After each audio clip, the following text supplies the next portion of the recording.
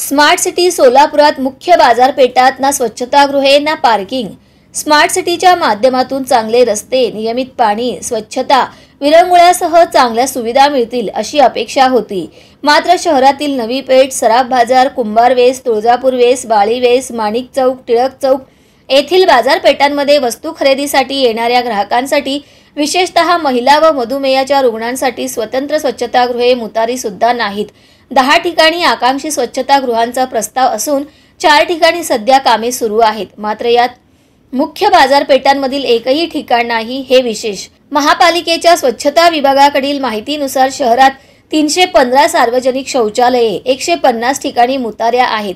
मात्र त्यातील बंद किंवा सुरू किती, तेथील स्वच्छतेची स्थिती काय याची खात्रीशीर माहिती संबंधित अधिकाऱ्यांकडे नाही। अधिकारी म्हणतात मधला मारुती, बाळीवेस, मंगळवार बाजार, जोडबावी पेठ, होम मैदान, 7 रस्ता, नवीन जिल्हाधिकारी कार्यालयाजवळ अशा ठिकाणी ई टॉयलेट आहेत। मात्र त्या ठिकाणी मुतारीची सोय नसल्याने अनेकदा त्यासाठी सुद्धा पैसे मोजावे लागतात।